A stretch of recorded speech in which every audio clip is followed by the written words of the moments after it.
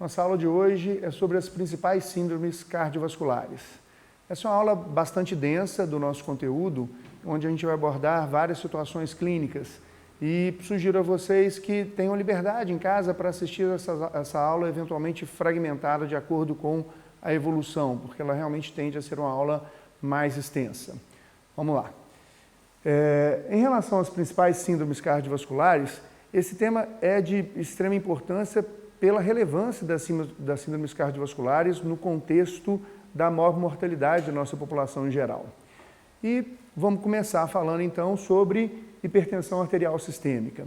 E como a gravura aqui já mostra para a gente, quando a gente fala em hipertensão, o nosso foco não é exclusivamente na medida da pressão elevada. A pressão arterial para a gente tem uma grande importância pelo potencial de lesão dos principais órgãos-alvos envolvidos com o próprio sistema cardiovascular. Então a gente vai ter preocupação com dano do sistema nervoso central, com dano do próprio miocárdio, das coronárias, com dano renal, com dano retiniano, e a gente vai abordar um pouco de cada uma dessas coisas durante esse tema. Qual a importância clínica da hipertensão arterial sistêmica? Bem, a Sexta Diretriz Brasileira sobre Hipertensão Arterial trouxe alguns dados sobre a epidemiologia da hipertensão no nosso país, e em torno de 1/3 da nossa população adulta é portadora de hipertensão. Isso mostra já de cara a relevância desse tema. Quando a gente segmenta isso por idade, acima dos 60 anos de idade, mais da metade da nossa população é hipertensa, e acima dos 75 anos de idade, mais de 75% da população é hipertensa. E aqui vem um primeiro conceito importante. Se a gente considerar, do ponto de vista normal, estatístico, é normal, é frequente, a maioria dos idosos vão se tornar hipertensos na evolução da sua vida. Mas do ponto de vista de saúde, não é normal. A pressão alta é pressão alta em qualquer idade. Então, o fato de ser frequente não deixa isso como saudável. Então, a gente tem também que cuidar dos nossos idosos que têm uma alta prevalência de hipertensão arterial sistêmica. Em relação à mortalidade que a gente estava comentando, as doenças cardiovasculares são responsáveis por em torno de 300 mil óbitos por ano. Isso é quase que 1/3 dos óbitos, de uma forma geral, no Brasil, estão envolvidos com doença cardiovascular. E as duas principais doenças que levam a esse óbito é a doença isquêmica do coração, o infarto principalmente, onde em torno da metade dos pacientes infartados são hipertensos, e também a possibilidade do acidente vascular encefálico, onde em torno de 50% dos pacientes que sofrem algum dano vascular cerebral também são hipertensos. Esse gráfico mostra bem para a gente, esse é de um artigo publicado em 2013 em relação à prevalência nacional também, da mortalidade de acordo com a presença das doenças cardiovasculares. E a gente tem aqui, na primeira coluna, doença isquêmica do coração sendo responsável por 1/3 das mortes por doença cardiovascular, a doença cerebral vascular em torno de 30% dessas mortes, e a doença hipertensiva, mesmo sem lesão desses dois órgãos nobres e importantes, ela é responsável isoladamente, a hipertensão arterial, por uma mortalidade de 14% dentro das mortalidades por doenças cardiovasculares, e isso mostra realmente a importância da hipertensão dentro do contexto de doenças cardiovasculares e a sua importância isoladamente também.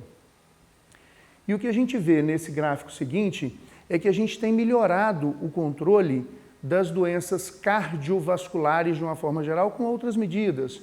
Uso de controle melhor de medicamentos para controle do colesterol, uso de antiagregante plaquetário.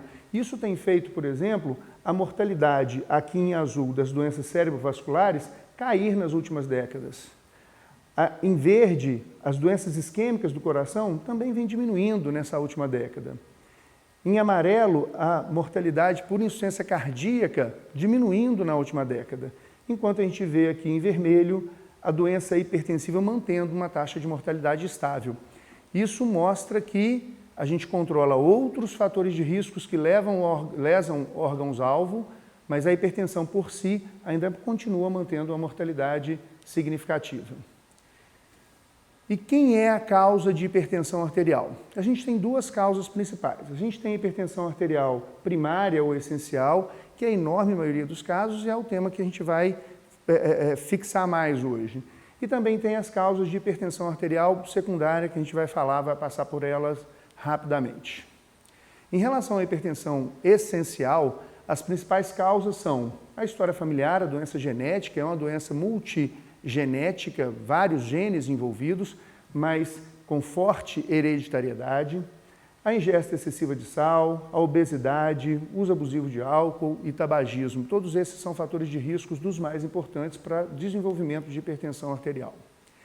Em relação às hipertensões arteriais de causas secundárias, em primeiro lugar, as doenças renais. Eu posso ter doença renal do próprio parênquima renal, onde o rim filtrando mal faz com que o indivíduo fique hipervolêmico e a própria hipervolemia é um desencadeador, então, de hipertensão arterial sistêmica. E também a doença renovascular, onde eu tenho principalmente ativação do sistema renina-angiotensina-aldosterona, tanto retendo água e sal pela aldosterona, quanto fazendo vasoconstrição, especialmente pela angiotensina. E dessa forma também esses pacientes evoluem com hipertensão arterial. As doenças de causa endócrina, a gente tem o hiperaldosteronismo, onde eu tenho uma produção exagerada da aldosterona pela suprarrenal, e nessa situação, maior retenção de sal e água, tendência à hipertensão. A gente tem também a síndrome de Cushing, onde eu tenho excesso de glicocorticoides, que também fazem retenção de sal e água. E por último, o feocromocitoma, um tumor raro, que é também da suprarrenal, e esse tumor faz um excesso de produção de catecolaminas, e com isso o hiperestímulo simpático adrenérgico também faz picos de hipertensão bastante graves. Outra causa de hipertensão secundária mais rara é a coarctação da aorta, onde um estreitamento da aorta faz com que eu tenha uma hipertensão segmentar. A parte do corpo acima desse ponto de obstrução, de estreitamento da aorta, fica com um volume maior de sangue, portanto, com tendência à hipertensão, enquanto a parte inferior a esse ponto de estenose acaba evoluindo com um menor fluxo sanguíneo e uma tendência de menor desenvolvimento, inclusive dessa estrutura corporal, com menor pressão arterial. Então, eu tenho uma hipertensão segmentar que acomete o corpo superior em detrimento de uma hipotensão no hemicorpo inferior. Outra situação bastante importante, e essa sim bastante frequente dentro dessas hipertensões secundárias, é a hipertensão arterial específica da gravidez. Isso está dentro do espectro da doença que pode evoluir na sua forma mais grave para a eclâmpsia na mulher grávida. E o que chama atenção para a gente é que a hipertensão da gravidez ela é frequente e essa mulher que tornou-se hipertensa por hormônios próprios da gestação, ela acaba evoluindo ao longo da vida com a maior tendência de ser hipertensa a longo prazo durante a sua vida. Como é que a gente diagnostica hipertensão arterial? Bom, nós vamos nos valer principalmente da história clínica e do exame físico, e obviamente dentro do exame físico, a medida da pressão arterial é a nossa principal ferramenta. Na história clínica, o que é importante para a gente, o que chama atenção? A começar a idade. A idade, a gente sabe que os pacientes, vimos lá na epidemiologia, em termos de prevalência, que os pacientes idosos são frequentemente hipertensos. E por conta disso, a idade é um fator bastante importante de reconhecimento e a gente deve chamar a atenção quando a gente tem jovens com tendência à hipertensão, porque provavelmente a gente tem alguma doença maior por trás de tudo isso. E a raça também tem alguma expressão, porque a gente tem entre os negros uma maior prevalência de hipertensão arterial e mais do que maior prevalência, a gente tem uma tendência de uma hipertensão arterial mais grave. E isso também preocupa bastante nessa população específica. Em relação à história da doença atual, se a gente for buscar sintomas de hipertensão, eles são extremamente pobres, esses pacientes habitualmente são assintomáticos, a famosa cefaleia occipital, dor na nuca, que faz chamar a atenção de alguns pacientes para a possibilidade de hipertensão, ela não tem valor maior e não existe realmente uma relação boa entre hipertensão arterial e cefaleia occipital. Então, a gente não deve se guiar por esse tipo de sintoma. O que é mais importante para a gente na história da doença atual é a busca já por eventuais sinais relacionados à lesão de órgão-alvo. Disse para vocês no início da nossa aula. A hipertensão arterial não é importante por si. A hipertensão arterial é importante pelo potencial de lesão de órgãos-alvo que ela traz. Então, se eu tenho hipertensão arterial, eu devo buscar por eventuais sinais de insuficiência coronariana, insuficiência cardíaca, sinais de acidente vascular cerebral, tontura, visão turva, escotomas e visão borrada. Escotomas são aqueles pontos negros que aparecem eventualmente na visão do indivíduo, e a evolução para insuficiência renal, que também é uma complicação frequente da hipertensão arterial mais grave. Na história patológica pregressa desses indivíduos, nós vamos buscar mulheres que tiveram história de hipertensão na sua gravidez. A gente já discutiu e já disse que elas são frequentemente mais hipertensas durante a sua vida. O diabetes, obesidade, dislipidemia, isso dentro do contexto de síndrome metabólica. A gente sabe que hipertensão arterial também faz parte desse contexto da síndrome metabólica, onde o evento central, principal, é a síndrome de resistência insulínica. O estresse emocional, com certeza, é um indutor também adrenérgico de hipertensão arterial, e a gente tem diversas medicações que trazem consigo um potencial de levar a hipertensão ao indivíduo. Anticoncepcional hormonal, anti-inflamatórios, descongestionantes nasais com vasoconstritores, que são às vezes usados de forma irresponsável até pela população, pelo leigo. Essas drogas são indutoras de hipertensão, e alguns antidepressivos, principalmente da classe dos tricíclicos, que também são capazes de causar hipertensão. Isso para citar algumas drogas de forma geral, mas obviamente as classes potenciais indutoras de hipertensão são várias. Do ponto de vista da história familiar, é sempre importante a gente pesquisar parentes de primeiro grau hipertensos. Isso é muito frequente nessa população. Se eu tenho um indivíduo que é jovem e que não tem ninguém na sua família hipertenso, eu devo pensar em hipertensão arterial secundária. Devo investigar o rim, devo investigar algum outro órgão que possa estar causando essa hipertensão, já que eu tenho um contexto pouco frequente, jovem e sem história familiar. Muito provavelmente esse indivíduo deve ter alguma causa secundária para a sua hipertensão arterial e não aquela hipertensão primária e essencial. Em relação aos hábitos e vícios na história desse paciente, a gente sabe que o tabagismo tem importância muito grande por lesão crônica do sistema cardiovascular e por induzir vasoconstrição direta durante o próprio tabagismo. Tanto é que é importantíssimo, durante a medida da hipertensão, a gente ter certeza que esse indivíduo, além de estar em repouso, ele não teve nenhum outro estímulo para a hipertensão. E um desses estímulos é o tabagismo. Se esse indivíduo fumou recentemente, nos últimos pelo menos 30 minutos, o ideal é que a gente adie um pouco essa avaliação da pressão arterial, porque à medida que ele fuma, ele faz vasoconstrição e eleva a pressão arterial.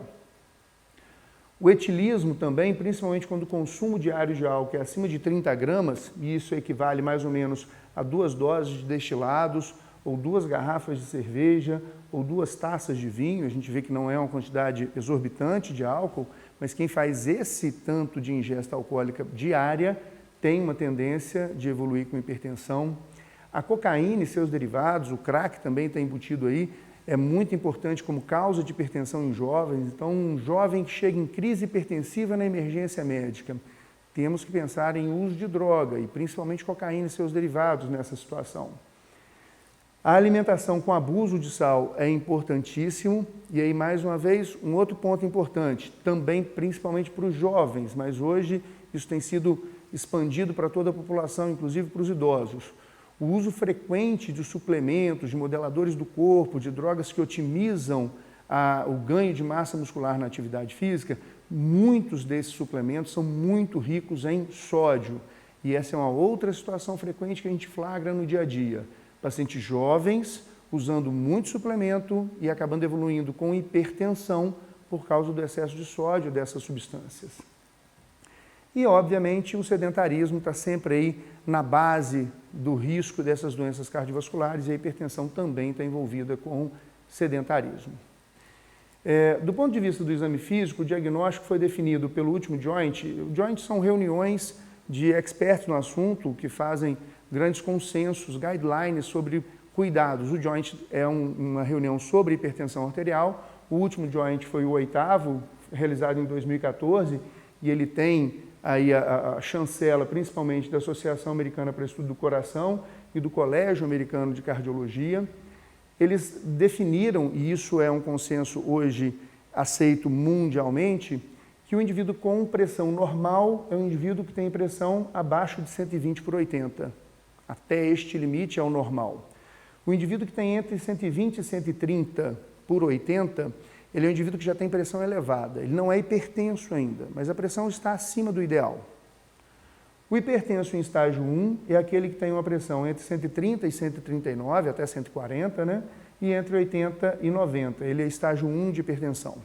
O hipertenso em estágio 2 é aquele que tem uma pressão arterial medida acima dos 140/90. Vamos trazer para o PowerPoint agora, porque aqui a gente tem um algoritmo que eu vou tentar esclarecer e trabalhar melhor com vocês. No primeiro quadro, a gente tem uma situação especial, onde o indivíduo, na primeira visita, já chega em emergência ou urgência hipertensiva. Esse indivíduo deve ser encaminhado para a urgência e já é considerado como hipertenso, mesmo que não tenha esse diagnóstico antes.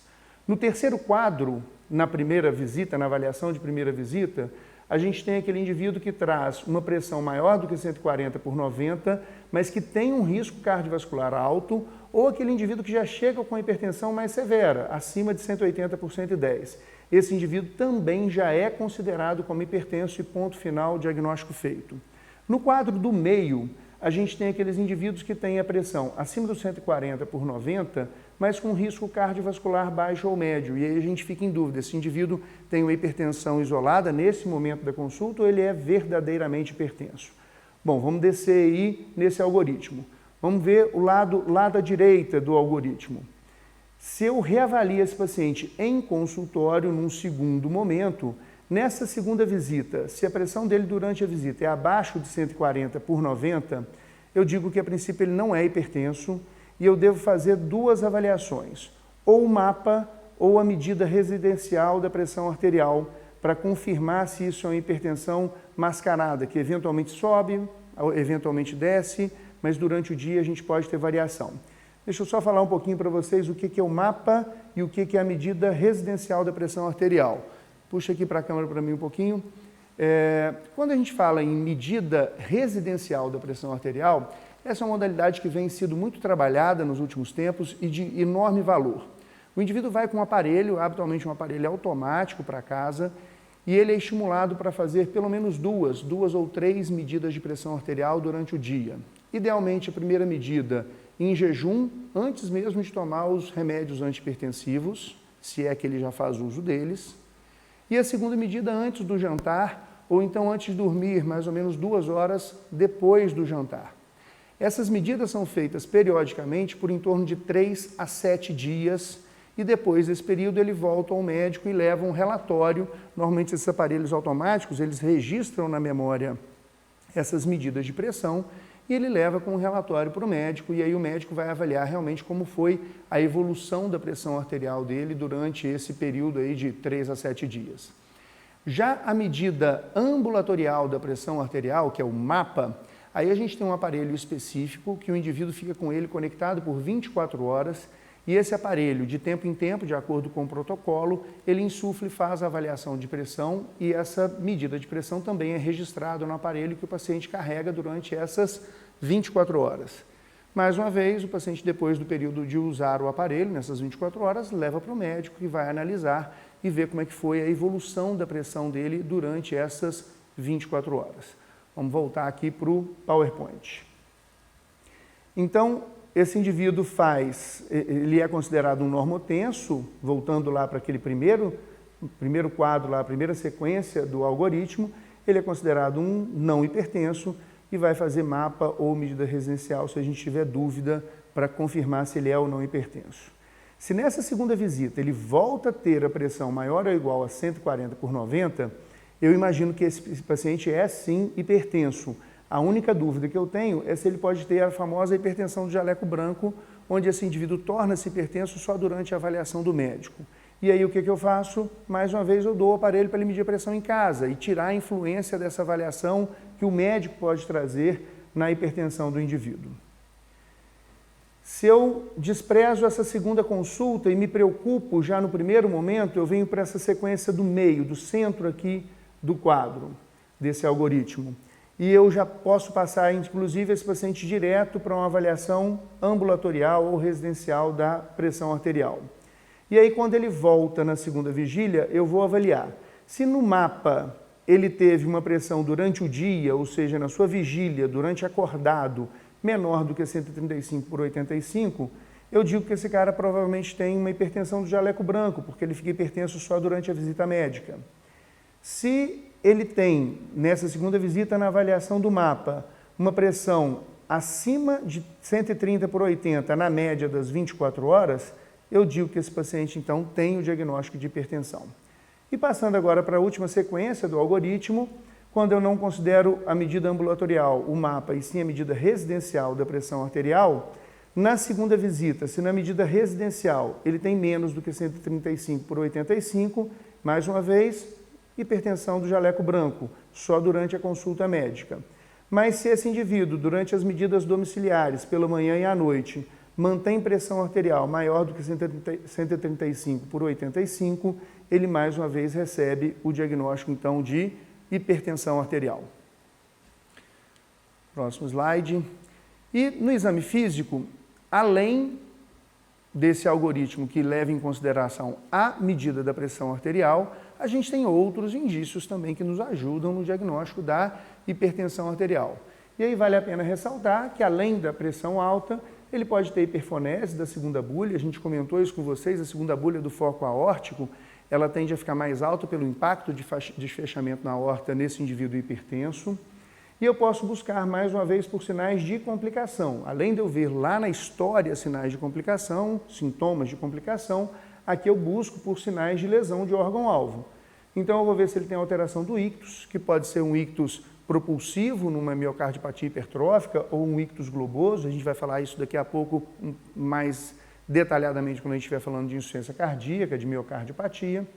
Ele pode ter terceira ou quarta bulha também por dano miocárdio, assim como as arritmias, as alterações de fundo de olho, e eu vou passar também um pouquinho mais específico sobre isso daqui a pouco.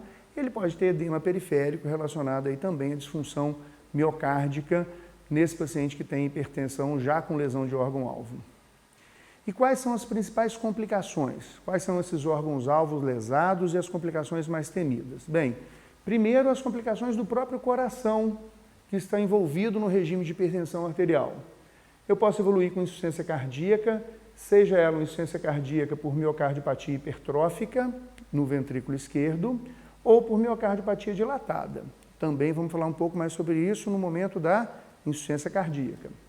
Eu posso ter insuficiência coronariana, especialmente com infarto agudo do miocárdio, como complicação mais importante, e eu posso ter arritmias associadas à própria doença do músculo cardíaco.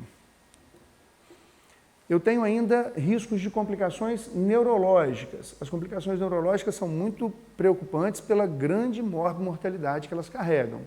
E eu posso ter acidente vascular, tanto isquêmico quanto hemorrágico, e eu posso ter aqueles acidentes isquêmicos que são transitórios, mas eles são anúncios de que eu tenho alguma artéria claudicando, alguma artéria não está irrigando bem o tecido cerebral, e eu posso ter nessa situação acidentes isquêmicos transitórios. E por último, uma situação que é menos frequente, mas muito grave, que é a encefalopatia hipertensiva, uma emergência médica, onde o indivíduo evolui com edema cerebral e com risco de mortalidade muito alta, se não é adequadamente, rapidamente tratado. As doenças renais, tanto aquela de progressão lenta por uma esclerose progressiva das artérias, das arteríolas renais, quanto a nefroesclerose maligna, onde eu tenho um indivíduo que evolui muito rapidamente diante da hipertensão para uma lesão renal, mas nas duas situações eu tenho uma nefropatia induzida pela hipertensão e esse indivíduo acaba evoluindo com insuficiência renal e todas as suas complicações, com eventual necessidade de hemodiálise ou de transplante renal, inclusive. Em relação à retina, as complicações maiores são as alterações do diâmetro das arteríolas, hemorragias, a possibilidade de edema de papila na hipertensão maligna e até o descolamento de retina. Eu vou mostrar para vocês com um pouco mais de detalhe essas alterações relacionadas à retinopatia hipertensiva.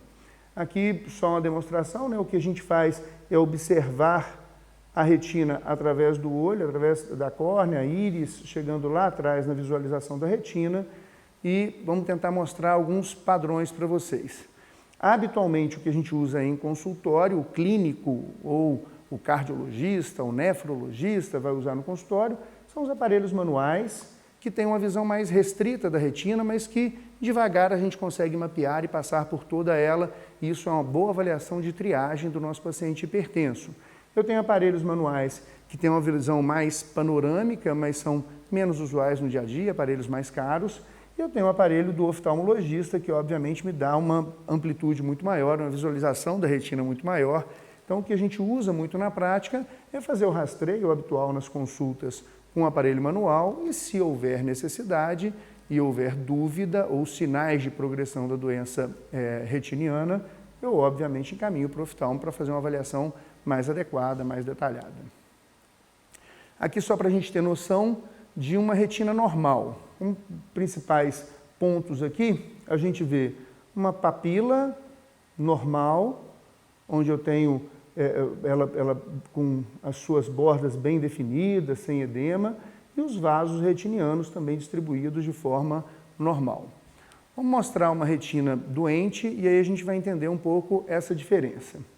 Aqui eu vou manter o parâmetro do normal e do lado de cá eu vou deixar a retina doente para a gente ir comentando a diferença entre elas. Essa retina aqui tem várias alterações que mostram lesão das artérias retinianas. Primeiro a gente vê que as artérias retinianas, elas são algo tortuosas e nos seus pontos distais mais retilíneas e bem afiladas. Aqui a gente tem duas alterações que são as alterações em fio de cobre, quando a artéria fica com essa tonalidade mais realmente lembrando o tom de cobre, ou essas artérias bem finas e brancas, que a gente chama de fios de prata. Isso mostra, na verdade, um espessamento importante da parede dessas artérias com a diminuição do seu calibre central, que acaba fazendo essa mudança de coloração e de aspecto da artéria. Então, os fios de cobre e fios de prata são sinais de doença da artéria retiniana. Outra coisa que chama atenção é a diferença que a gente consegue observar entre as artérias mais finas e claras e as veias, que ficam nitidamente mais calibrosas, né? E quando a gente avalia, quando essa artéria se relaciona, cruza por uma veia, tem um outro sinal muito interessante. Preste atenção que essa artéria vem aqui com parede endurecida e ela cruza essa veia que vinha livremente. Só que a impressão dessa artéria dura em cima da veia faz com que a gente tenha o chamado cruzamento arteriovenoso patológico. A compressão faz com que a gente perceba uma sensação de bloqueio de fluxo dessa veia e ela fica realmente mais engurgitada. Esse cruzamento arteriovenoso patológico a gente vê nesse ponto, a gente vê neste ponto aqui embaixo, a gente vê nessa seção aqui. Quando a gente olha aqui, mesmo pequeno, dá para a gente perceber artérias cruzando veias sem nenhuma alteração do trajeto venoso.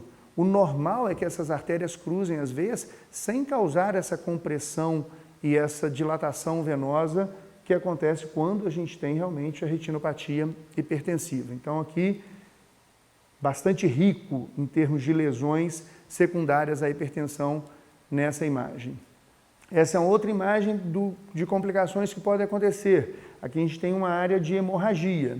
Isso pode ser por uma lesão de uma artéria, que tinha sua parede fragilizada pela lesão hipertensiva, ou pode ser até por uma lesão venosa de uma compressão mais importante, que acaba rompendo e levando também a uma hemorragia retiniana por conta da hipertensão arterial. Essa é uma outra alteração onde a gente já vê uma retina sofrida.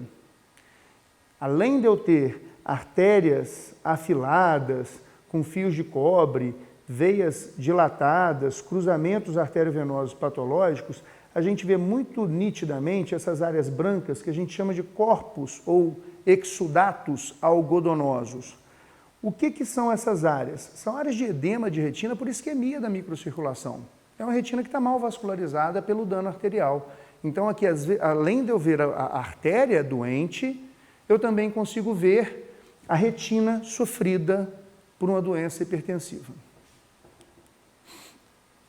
E, por último, aqui a gente vê uma outra complicação importante da hipertensão, onde eu tenho o famoso edema de papila. Isso acontece quando eu tenho uma hipertensão em crise hipertensiva grave, levando a edema cerebral associado.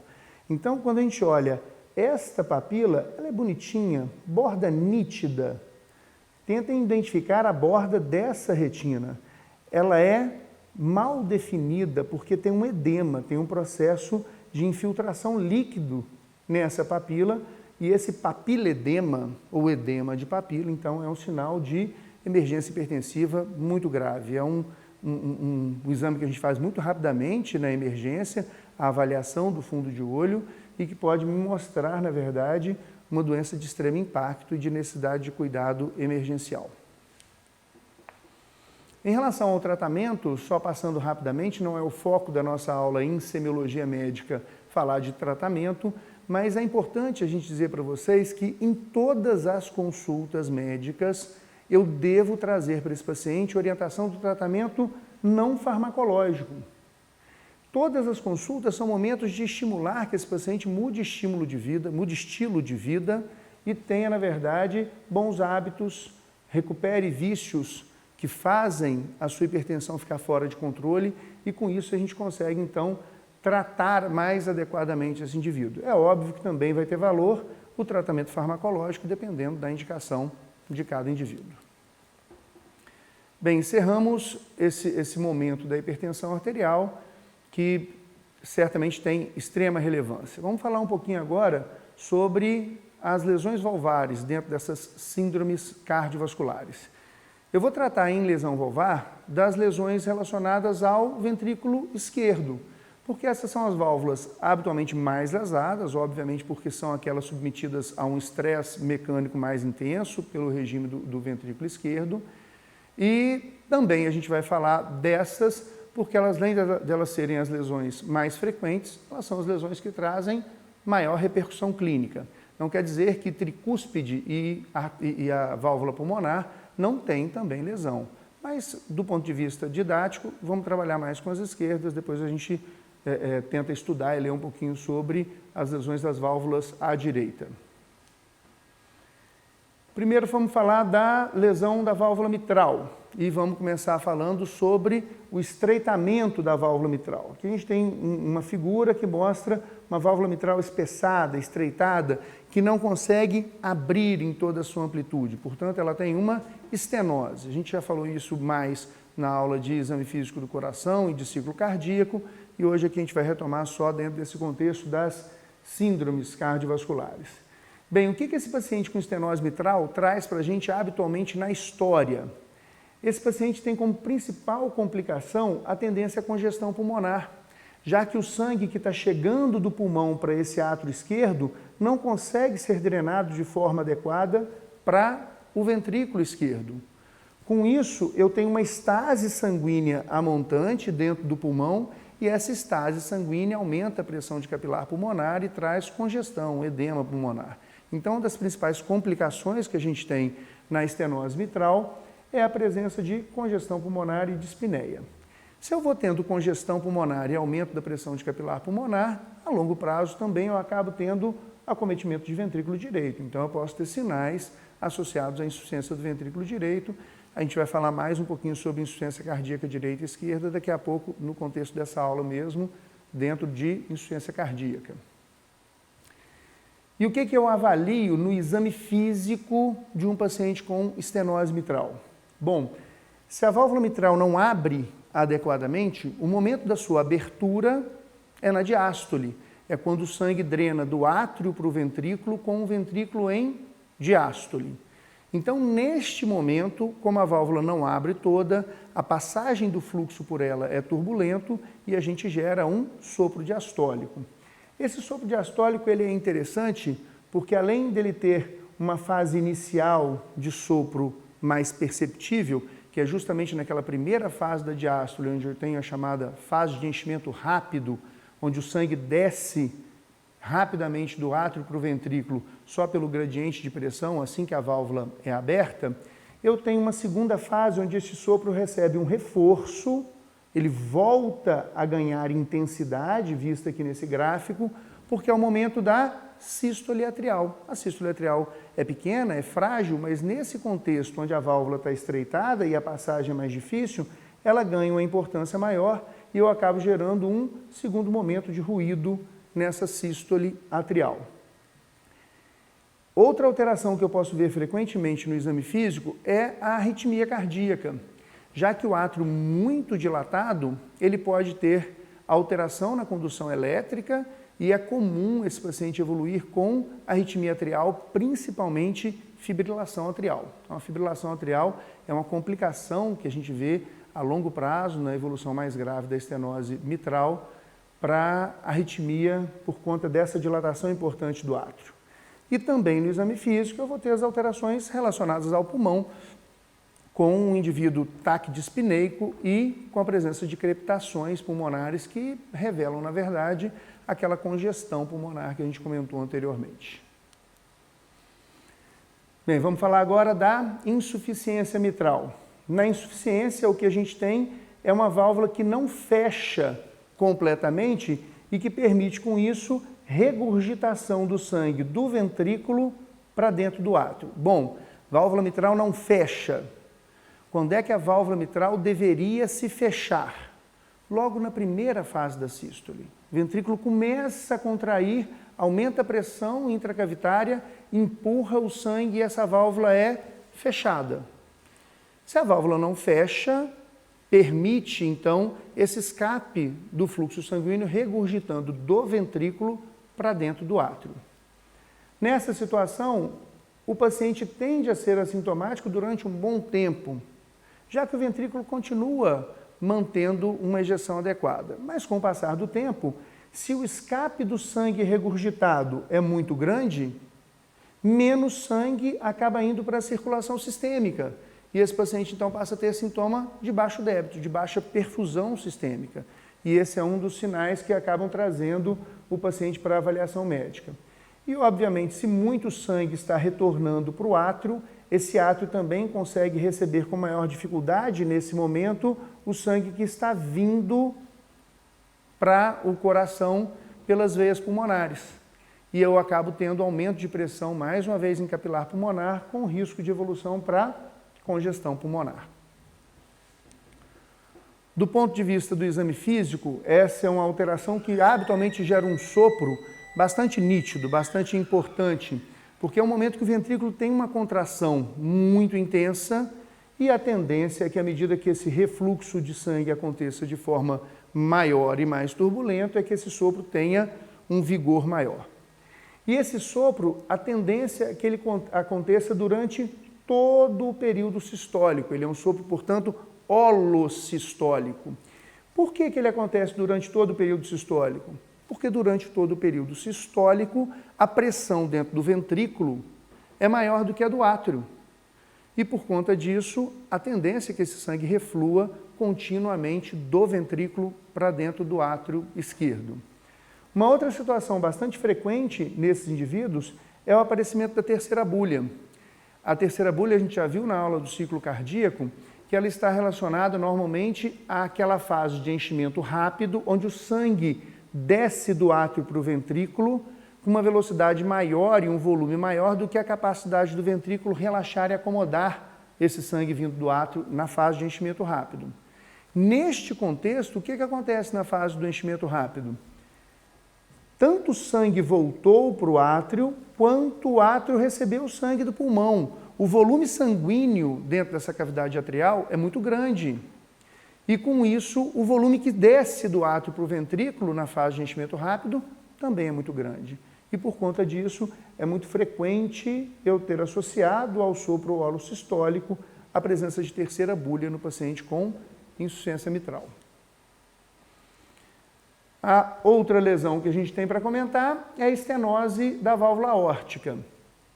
Aqui a gente tem situações onde a válvula aórtica acaba evoluindo com estenose, situações habituais do próprio envelhecimento, lembrando que essa válvula é uma válvula que tem um impacto mecânico durante a vida inteira muito intenso, e esse impacto mecânico, obviamente, acaba evoluindo com um desgaste dessa válvula.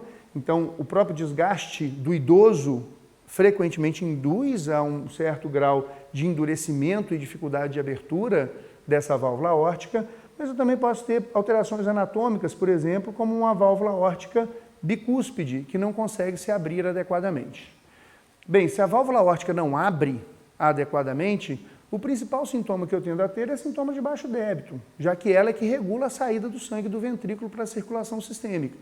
Então, se ela está parcialmente estreitada, o fluxo sanguíneo para a periferia fica prejudicado. Então, a gente pode ter a situação do sintoma de baixo débito, esse baixo débito levando, por exemplo, a síncope por hipofluxo no sistema nervoso central. Isso é importante principalmente quando o paciente já tem um baixo débito e, por exemplo, está fazendo uma atividade física, onde ele exige uma distribuição de sangue para a musculatura do corpo. E não tem sangue para tudo isso, para ir para a musculatura do corpo e ainda irrigar o cérebro. E nessa situação, o paciente acaba tendo síncope. É uma das coisas que podem trazer o paciente na avaliação médica, que acaba chegando ao diagnóstico da estenose aórtica. A angina também é importante, porque eu posso também diminuir o fluxo que irriga as artérias coronarianas. E, por fim, eu acabo evoluindo também com insuficiência do ventrículo esquerdo, porque esse ventrículo sofre, tendo que vencer essa resistência da válvula aórtica estreitada durante a sua vida inteira. E nos sinais, o que eu tenho no exame físico? Bom, eu tenho um sopro que acontece mais ou menos no meio da sístole, e aqui vem uma diferença interessante, porque eu disse que a insuficiência mitral era um sopro holossistólico e aqui é no meio da sístole. É só a gente lembrar mais uma vez do ciclo cardíaco. A válvula aórtica, ela se abre depois que um tempo de ventrículo com contração intensa, aumento de pressão dentro do ventrículo, ao ponto de vencer a pressão dentro da aorta. Então, a válvula só abre mais ou menos na metade do ciclo sistólico ventricular. Por conta disso, esse sopro começa a ter turbulência na passagem do sangue, mais ou menos na metade da sístole ventricular.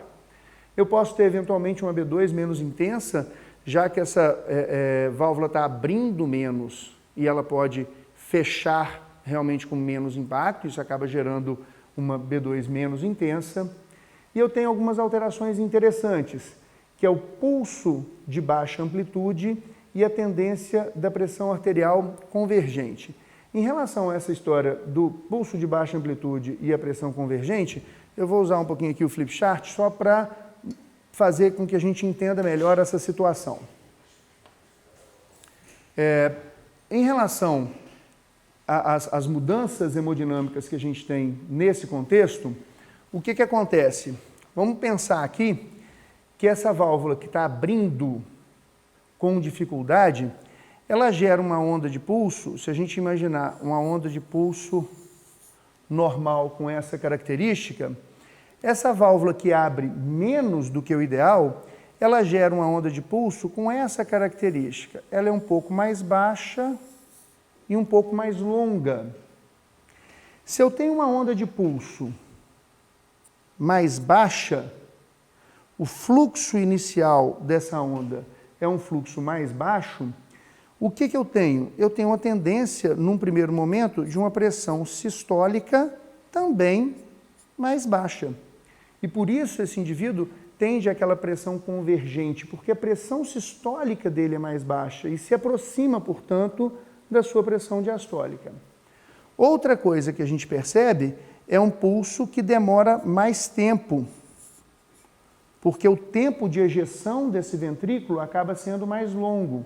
Então, além de uma pressão arterial, onde eu tenho pressão sistólica mais baixa, tendendo a uma PA convergente, outra característica que eu tenho nessa situação é um pulso de amplitude menor. Quando eu palpo o pulso periférico desse indivíduo, a amplitude do pulso é menor e é mais longo. Isso era chamado também de pulso parvus e tardus, um pulso baixo e tardio, longo. Vamos voltar aqui de novo para a imagem da tela.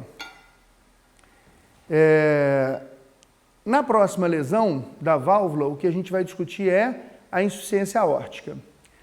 Na insuficiência aórtica, a válvula não está fechando adequadamente. Se a válvula aórtica não fecha, qual que é o momento que ela deveria fechar? Bem, retomando o ciclo cardíaco, ventrículo ejetou, sangue saiu pela válvula aórtica e no momento que o ventrículo começa a sua diástole, começa o seu relaxamento, a pressão dentro do ventrículo cai bruscamente, enquanto a pressão dentro da artéria aorta é máxima. E isso faz com que o sangue impacte sobre a válvula e faça o fechamento da válvula aórtica. Então, o fechamento da válvula aórtica é no início da diástole. E que sintomas eu posso ter de uma válvula aórtica que não se fecha adequadamente? Bem, às vezes esse refluxo para dentro do tórax é tão grande, com distensão tão grande da câmara esquerda, que pode gerar um certo desconforto torácico nesse indivíduo pela distensão da cavidade esquerda, e eu posso evoluir mais uma vez para sinais de insuficiência cardíaca, já que o débito que consegue atingir a circulação sistêmica é menor, porque parte dele está refluindo para dentro do ventrículo, e um ventrículo que acaba tendo que se adaptar a um volume muito maior e com o tempo pode também evoluir para uma miocardiopatia. Bom, e o que eu acho no exame físico desse indivíduo? Bem, se ele não fecha adequadamente a válvula no início da diástole, esse sopro é um sopro que começa no início da diástole.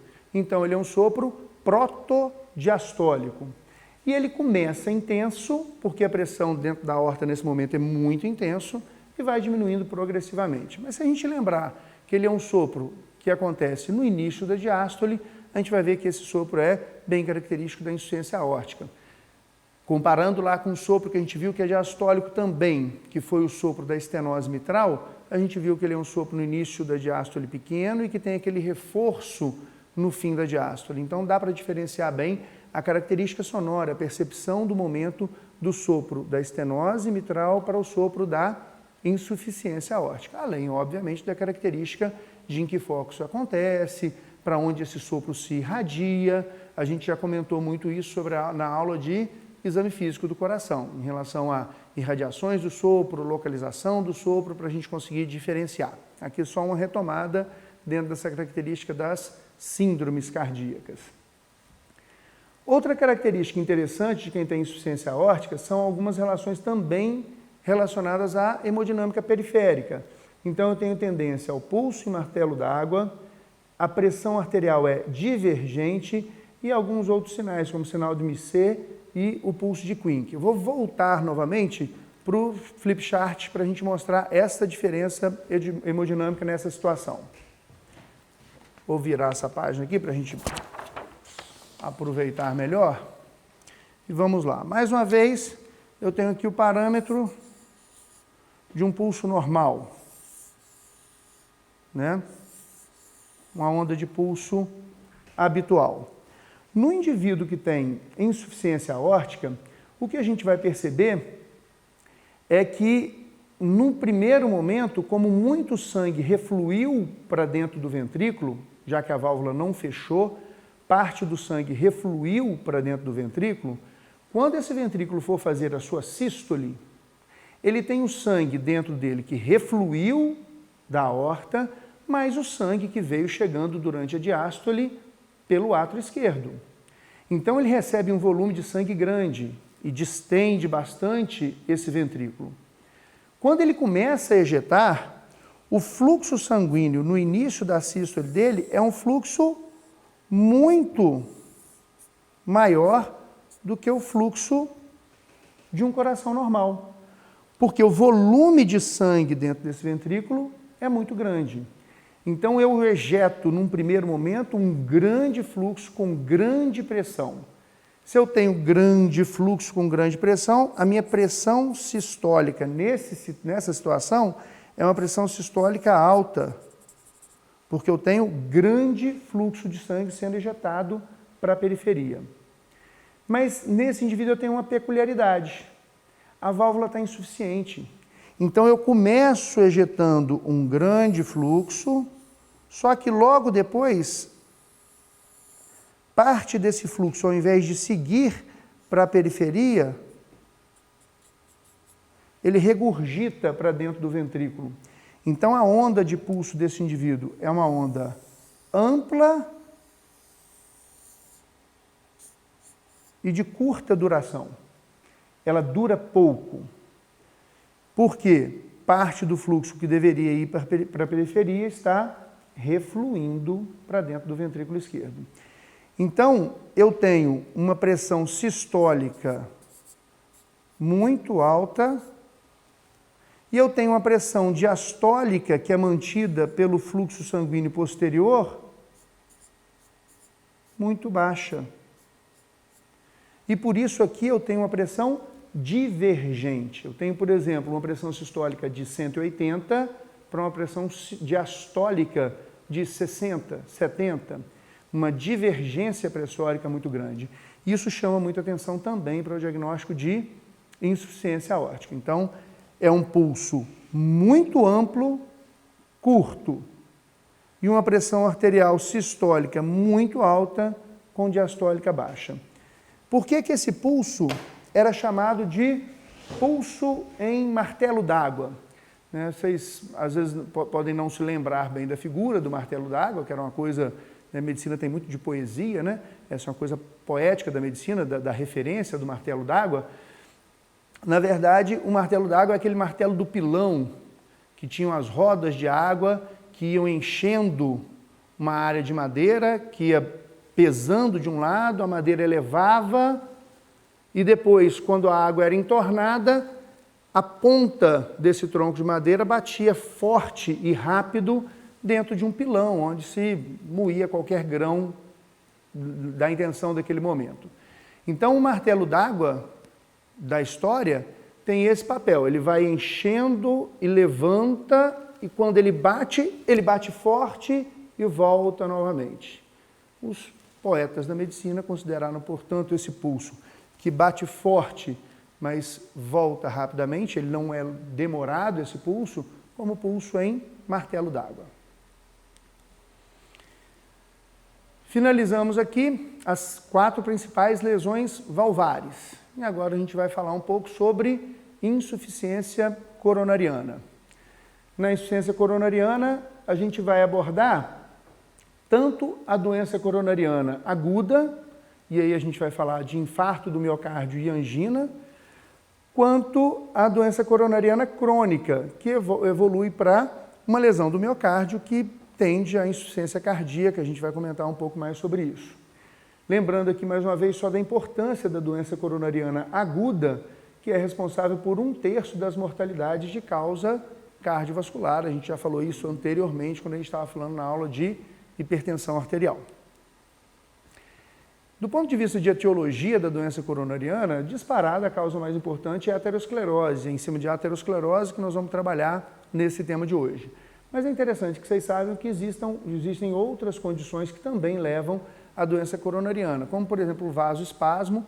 Tem indivíduos que têm uma artéria muito hiperreativa e que faz um espasmo vascular muito grande, que pode gerar isquemia, e aí isso a gente chama, quando é um quadro transitório, de angina de Prinzmetal, é um nome que se dá a esse vasoespasmo com isquemia transitória, mas isso pode ser um vasoespasmo intenso e levar realmente a infarto do miocárdio por uma reatividade vascular maior, ou a compressão de uma artéria coronariana, e uma das situações mais frequentes é o que a gente chama de ponte miocárdica, onde eu tenho filetes, às vezes, do miocárdio passando por cima da artéria. Lembrando que as artérias coronarianas, elas vêm por fora do coração, elas vêm por fora do pericárdio. Não é para ter miocárdio entre essas artérias, e quando eu tenho, às vezes, uma ponte de fibras miocárdicas passando sobre alguma artéria, a própria compressão muscular dessa tal ponte miocárdica pode fazer uma compressão e um estreitamento mais importante de uma artéria coronariana, levando também ao evento isquêmico.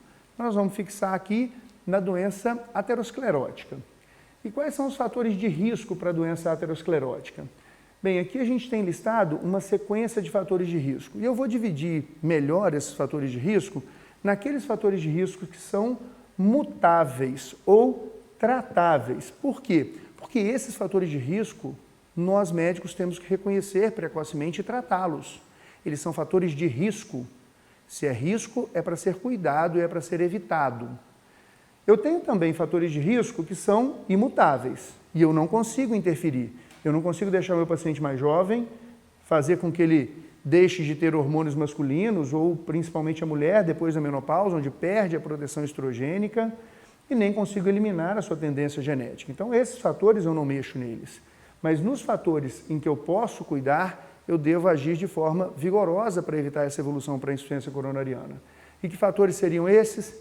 Hipertensão arterial, que a gente já comentou, diabetes mellitus e intolerância à glicose, com aquele cenário da resistência insulínica, da síndrome metabólica, a dislipidemia, que também faz parte desse pacote da síndrome metabólica, o tabagismo, de forma muito importante, ele deve ser considerado como um fator de risco bastante grave para esses pacientes que já têm outros fatores associados. Eu devo ter uma interferência forte para evitar esse tabagismo do meu paciente e, finalmente, estimular que esse paciente tenha uma atividade física regular, porque é uma ótima forma de melhorar a sua circulação coronariana e perpetuar esse indivíduo com melhores condições clínicas e diminuir o seu risco de doença coronariana mais tardia. Esse gráfico é para mostrar a importância para a gente que se a gente conseguir mudar um único fator de risco, eu já estou fazendo bem para o meu paciente.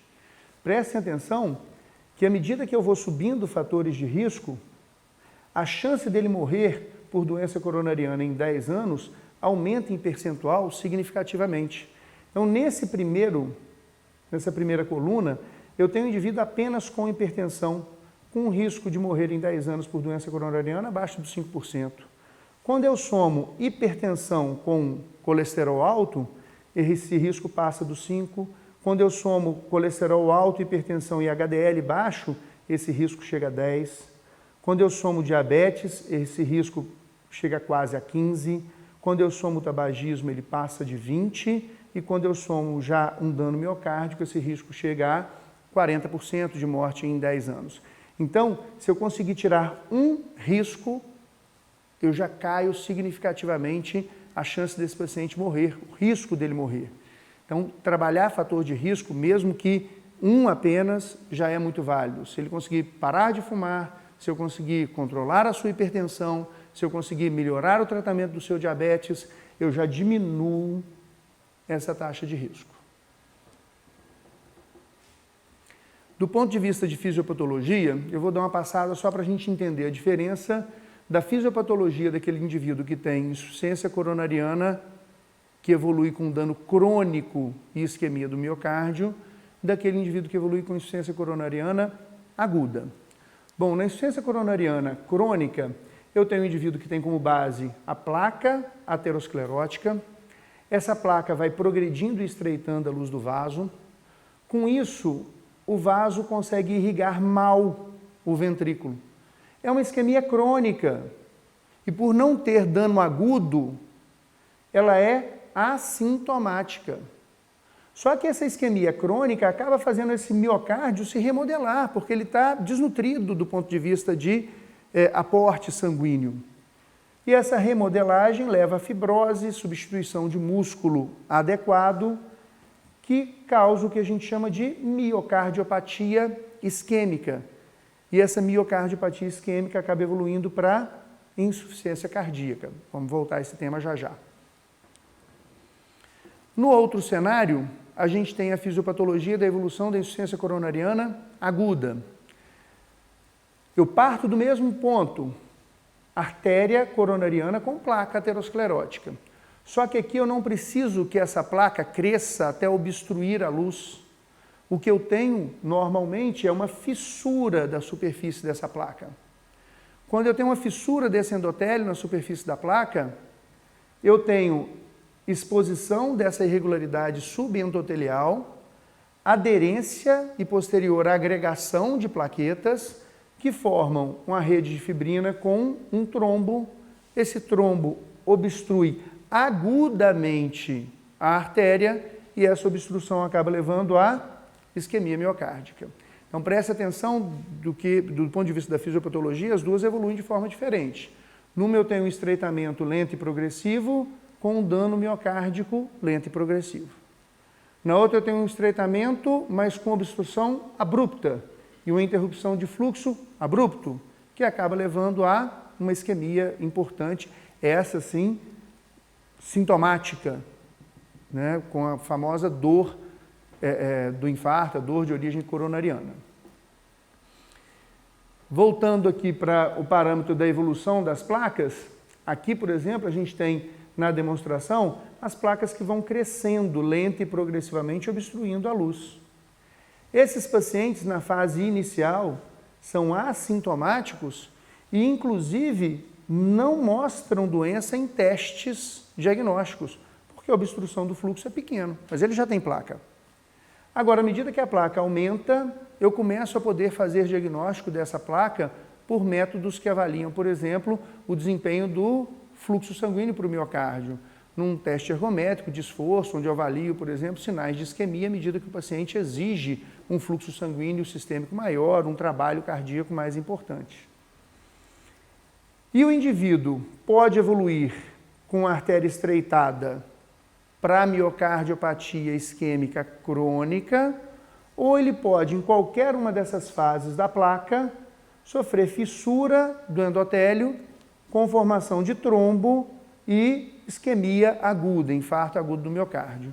E aqui eu vou aproveitar esse slide só para a gente chamar a atenção de um outro detalhe. O indivíduo que infarta com uma placa enorme, como esse aqui, frequentemente tem um dano do miocárdio de uma área menor. Por quê? Porque essa doença lentamente foi obstruindo e deu tempo de redes colaterais manter a irrigação desse músculo cardíaco à distância. E por mais que eu obstrua esse vaso, aquele tecido muscular ainda tem outros vasos que mantêm a sua irrigação. Agora, se o indivíduo infarta com uma placa pequena, e ele pode infartar, basta lesar esse endotélio, expor a região subendotelial, aderir, agregar plaqueta e formar trombo, ele infarta com pequena placa, esse indivíduo não fez colateral porque ele tem um fluxo bom ainda para o músculo à distância. O problema é que essa obstrução sem colateral tende a levar a uma área de isquemia de um músculo muito maior. Por isso, o infarto do jovem muitas vezes é mais letal do que o infarto do idoso, que evoluiu muito lentamente com a formação da sua placa e deu tempo de formar colaterais. Bem, vamos separar um pouco então e falar um pouquinho sobre a insuficiência coronariana aguda. E aí falando do infarto agudo do miocárdio. O infarto agudo do miocárdio, o que eu tenho é a oclusão da artéria com ausência ou grave diminuição do fluxo sanguíneo para a área muscular que ele deveria nutrir. Com isso, eu tenho uma área isquêmica que pode ser mantida pelas colaterais, e aí essa área isquêmica é menor. E eu posso ter uma área isquêmica maior se eu tenho pouca colateral. O que importa é que no infarto agudo, parte dessas células miocárdicas vai definitivamente morrer. É uma doença definitiva quando eu tenho lesão miocárdica. Posso reperfundir o miocárdio com tratamento, vou falar um pouquinho sobre isso daqui a pouco, mas se eu tive infarto, eu tive lesão de músculo e parte dessa lesão certamente é irreversível. Na angina, quando o indivíduo tem angina, o que ele tem é uma diminuição do fluxo para o miocárdio, mas ele mantém uma irrigação mínima e essa célula é preservada. O problema é que quando esse paciente exige do miocárdio um trabalho maior, esse miocárdio pede mais fluxo sanguíneo, pede mais sangue e a artéria não consegue dar. Então ele tem dor quando faz esforço físico e o miocárdio exige mais sangue do que a artéria consegue dar. Nessa situação, o indivíduo tem dor do tipo anginosa. Vamos falar um pouquinho então sobre a doença coronariana aguda, angina. Que sintoma esse indivíduo tem? O sintoma básico é dor. Essa dor habitualmente é retroesternal, precordial. Irradiação é pouco exuberante, mas pode irradiar para o membro superior esquerdo, na maior parte das vezes. É uma dor referida como um desconforto, um aperto torácico, que dura entre 5 e 20 minutos e, habitualmente, ela é desencadeada pelo esforço e ela alivia tanto com repouso, quanto se o paciente já sabe que é coronariopata, às vezes ele já anda com seu vasodilatador coronariano, bota um vasodilatador debaixo da língua, a artéria coronariana melhora o fluxo, ele fica em repouso e a dor alivia. Esse é o padrão, então, da angina. Quais são os sinais do exame físico da angina? Muito pouco. O indivíduo com angina, ele repercute muito pouco. Mas se a dor incomoda, é intensa, ele está tenso porque ele sabe que é uma dor coronariana, pelo próprio estresse adrenérgico da ansiedade do momento, ele tende a ter hipertensão e frequência cardíaca elevadas. E, frequentemente, evolui com alguma alteração do miocárdio, que durante essa isquemia transitória não tem uma contração ótima e pode acabar evoluindo, por exemplo, com presença da quarta bulha, que a gente também comentou na aula de exame físico do coração. E em relação ao infarto, como é que é a manifestação clínica dele? Do ponto de vista da história, dos sintomas, esse indivíduo tem uma dor em aperto, uma constrição, que é uma dor de intensidade mais intensa. Obviamente, intensidade de dor, a gente já falou muito sobre isso, é algo muito subjetivo, mas a intensidade da dor do infarto habitualmente chama atenção e ela é mais importante. A dor aqui dura mais de 30 minutos, diferente da angina, que a gente viu que a dor alivia com o indivíduo saindo do esforço físico, usando um vasodilatador. Aqui a dor se perpetua porque eu tive um dano isquêmico de célula miocárdica. A irradiação é mais exuberante, assim como a dor é mais intenso, essa dor é referida em outras áreas de forma mais exuberante, para tórax, braços, pescoço, mandíbula, abdômen. Vou mostrar uma figura daqui a pouco que representa essa dor referida à distância. O infarto pode acontecer no repouso, lembrando que no infarto eu tenho fissura de placa, e o cara não precisa estar fazendo atividade física para ter fissura de placa. Ele pode ter a fissura da placa mesmo dormindo, em repouso, assistindo TV. Eu tenho frequentemente associado a essa dor intensa sintomas neurovegetativos, como náusea, vômito, sudorese profusa, e frequentemente eu acabo tendo comprometimento pulmonar, principalmente se é um infarto, obviamente, do ventrículo esquerdo, que numa falência transitória desse ventrículo, eu tenho congestão pulmonar e a dispneia também é fenômeno frequente nessa situação. Aqui só para a gente lembrar as áreas que essa dor pode ser referida, então na região aqui de retroesternal e precórdio até a região epigástrica, isso pode também ser referida no dorso, na região de mandíbula e pescoço, e braços, tanto o braço direito quanto o braço esquerdo. Então, quanto mais intensa é a repercussão da necrose do miocárdio, mais também essa dor pode ser referida em áreas distantes. No exame físico, o que a gente vai ver no indivíduo com infarto? Obviamente, depende extremamente da gravidade da lesão do miocárdio. Eu tive um infarto que lesou todo o ventrículo esquerdo, esse indivíduo tem chance de morrer, de ter morte súbita. Eu tive um infarto que lesou um pouquinho do ventrículo esquerdo, a repercussão clínica vai ser também pequena. Mas, habitualmente, o indivíduo tem dor, tem palidez e sudorese dentro daquela resposta neurovegetativa. A taquicardia também é uma marca frequente, assim como a quarta bulha, por causa desse miocárdio que está funcionando mal ali pelo fenômeno agudo. Eu posso ter alteração de pressão arterial, e aqui, mais uma vez, essa alteração depende da gravidade do infarto. Infarto extenso, a bomba falha agudamente. Esse indivíduo pode evoluir com choque, uma hipotensão severa. Pode ter uma hipofonese da primeira bulha por falta de força de contração do ventrículo até para fechar a válvula mitral. Aqui é uma situação grave. Ou esse indivíduo pode estar hipertenso, porque ele está estressado, ansioso, descarga simpática intensa e a lesão do miocárdio foi pequena. Então ele consegue ter uma bomba que ainda mantém um ritmo de pressão arterial mais intensa. E, dependendo da gravidade, ele também pode ter falência, não só para ejetar mal e levar choque, mas também para acumular sangue a montante e encharcando o pulmão com crepitação pulmonar. Obviamente, esse contexto dá infarto do ventrículo esquerdo para causar congestão pulmonar. Existe o infarto do ventrículo direito, também tem coronária, também pode ficar doente, também pode infartar.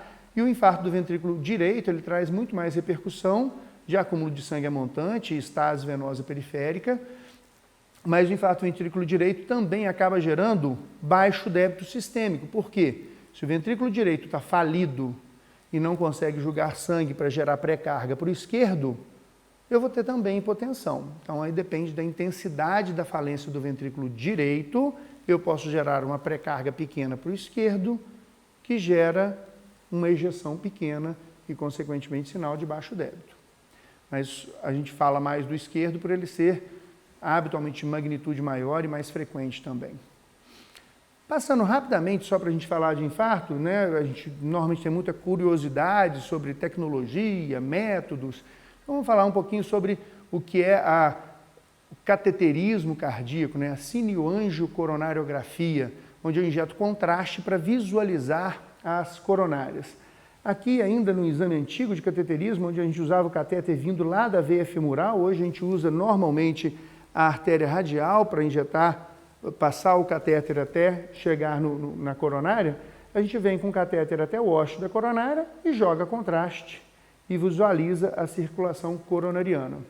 E aqui nesse exemplo a gente vê nesse ponto uma área de estreitamento, certamente por placa ateromatosa. Bom, e diante dessa situação, o que a gente pode fazer? O recurso que pode vir acoplado a esse exame do cateterismo cardíaco é a angioplastia, onde o indivíduo passa o catéter, distende essa área estreitada com um balão e depois deixa um stent metálico que mantém essa artéria aberta, permeável, para reperfundir aquela área do miocárdio lesado. Isso a gente pode fazer tanto preventivamente no indivíduo que eu sei que tem placa porque teve um teste ergométrico, por exemplo, sinalizando risco de isquemia ou porque ele tem angina, e eu faço antes dele infartar, ou eu posso fazer na hora do infarto. O indivíduo infartou, chegou no hospital e eu acudo fazendo a retirada do trombo e a dilatação dessa artéria para perfundir melhor o miocárdio que está sofrendo já com uma isquemia aguda. Além dos stents coronarianos, eu tenho as cirurgias de revascularizações. O que eu faço na cirurgia? Aqui, por exemplo, eu tenho uma artéria com placa neste ponto. Eu peguei um trajeto de veia safena, tirada da perna desse indivíduo, liguei a veia safena proximalmente na aorta e distalmente na coronária depois daquele ponto de obstrução. Essa é a famosa ponte de safena. Eu vou irrigar com a safena, saindo o sangue da aorta, direto para o ponto pós-obstrução. Aqui uma outra ponte muito bacana que hoje a gente usa muito, que é a ponte da artéria mamária. É uma artéria que já está ali, saindo da subclave, é uma artéria que eu já tenho nessa região do tórax. Eu pego a posição distal dela, que iria irrigar a região do peito, e boto depois de um ponto de obstrução. Então é uma ponte onde eu pego a artéria mamária e jogo ela num ponto distal a uma área de obstrução de artéria coronariana. Outra situação também, aqui só mostrando melhor a ponte de safena, passando por sobre essa área obstruída. Outra ponte que a gente pode fazer também é uma ponte da artéria radial. Tem que ter certeza que esse paciente tem uma artéria ulnar que irriga adequadamente a sua mão. Se ele tem um ulnar que perfunde bem a mão, eu posso tirar a radial dele, o indivíduo consegue viver, porque a ulnar, através daquele arco palmar, ela acaba conseguindo irrigar todo o território de tecido da mão, tiro a artéria radial, que é uma artéria boa para se fazer essa ponte, e mais uma vez aqui faço uma ponte, agora ao invés de ser com a safena, com a artéria radial. Então essas são cirurgias que a gente chama de cirurgia de revascularização miocárdica. Eu uso algum trecho de artéria ou de veia para passar o sangue para depois do ponto de obstrução da artéria coronariana. Para finalizar, vamos falar um pouco da insuficiência cardíaca. A insuficiência cardíaca tem alta morbimortalidade e isso leva também a gente ter que valorizar muito. Se a gente prestar atenção, a mortalidade de um paciente com insuficiência cardíaca em 5 anos, ela chega em torno de 70%. A nossa população teme muito, por exemplo, a doença oncológica, o câncer. Mas se a gente prestar atenção na tecnologia atual hoje que a gente tem para tratar em oncologia, a insuficiência cardíaca mata muito mais do que muito câncer. Então a gente tem que dar o real valor e tentar tratar esse indivíduo com insuficiência cardíaca de forma adequada. A incidência da insuficiência cardíaca é crescente e isso obviamente tem relação com a nossa população estar envelhecendo e aí as doenças que geram insuficiência cardíaca vão também ficando mais frequentes. A prevalência chega em torno de 2% da população e o que a gente faz a gente estimar que no Brasil a gente tem aí algo em torno de 4 milhões de pacientes com insuficiência cardíaca, o que gera um impacto enorme do ponto de saúde pública, porque o custo desses pacientes é extremamente elevado para o sistema de saúde. A insuficiência cardíaca a gente pode considerar, na verdade, como uma síndrome, porque ela não é uma doença que vem sozinha, ela é uma complicação de várias outras cardiopatias. A gente já falou da hipertensão gerando insuficiência cardíaca, a gente já falou da insuficiência coronariana levando à insuficiência cardíaca, a gente já falou da doença valvar levando à insuficiência cardíaca. Então a gente vê que a insuficiência cardíaca, na verdade, é uma consequência final de dano do miocárdio que vem de outras doenças. Eu tenho nessa situação uma incapacidade de manter o bombeamento adequado de sangue. E isso pode ser tanto por defeito de perfusão dos tecidos que vêm depois do ventrículo, seja ele direito ou esquerdo, quanto por acúmulo de sangue no sistema venoso a montante. Sistema venoso relacionado ao ventrículo direito, todo o sistema venoso sistêmico, sistema venoso relacionado ao ventrículo esquerdo, o território venoso pulmonar. E a gente tem, do ponto de vista de dano do miocárdio, dois padrões de lesão habituais. A gente tem aqui um miocárdio normal e a gente pode evoluir com um dano do miocárdio que faz uma miocardiopatia dilatada. Isso é um padrão habitualmente que envolve a adaptação do miocárdio, se a gente lembrar lá da lei de Starling, né, onde a fibra vai se alongando no miocárdio para tentar aumentar a sua potência, e a gente consegue aumentar essa potência até um determinado limite, onde eu estendo tanto essa fibra e distancio tanto a conexão actina-miosina, que eu acabo perdendo força contrátil. Então, num primeiro momento, essa adaptação é muito positiva, mas quando eu dilato demais, eu perco a capacidade contrátil. E além da miocardiopatia dilatada, eu tenho a miocardiopatia restritiva, especialmente representada pela miocardiopatia hipertrófica, muito relacionado, por exemplo, à hipertensão arterial, onde o músculo do miocárdio tem que fazer mais força para vencer a resistência vascular periférica. E essa força intensa do miocárdio acaba fazendo com que ele fique mais musculoso, mais hipertrófico, assim como qualquer músculo que a gente estimula a vencer uma força maior. O grande problema é que esse miocárdio hipertrófico ele tem uma hipertrofia concêntrica. Então, quando a gente olha aqui nesse corte, o miocárdio de espessura normal e aqui dentro a cavidade do ventrículo. Aqui a gente tem um miocárdio espesso e a cavidade ventricular diminui. Ele não hipertrofia aumentando o tamanho global do coração, ele hipertrofia concentricamente e acaba diminuindo por espessura maior da parede a cavidade ventricular. Então esse indivíduo tem uma restrição ventricular. Do ponto de vista de etiologia, a gente tem, para a miocardiopatia dilatada, uma das principais causas, a doença isquêmica ou, por sobrecarga, a hipertensão arterial sistêmica. Normalmente a gente estuda muito em fisiologia, a gente associa muito miocardiopatia com hipertensão. E quando a gente pensa em miocardiopatia, os alunos habitualmente pensam em hipertensão. A doença isquêmica, que a gente acabou de falar sobre ela, tanto aguda quanto crônica, levam a um dano miocárdio importante. E a miocardiopatia isquêmica é uma causa extremamente frequente e importante de dano miocárdio, levando então a miocardiopatia dilatada. E vocês vão ver que isquemia e hipertensão pode levar tanto a uma adaptação quanto com a dilatação do miocárdio, quanto a adaptação com restrição.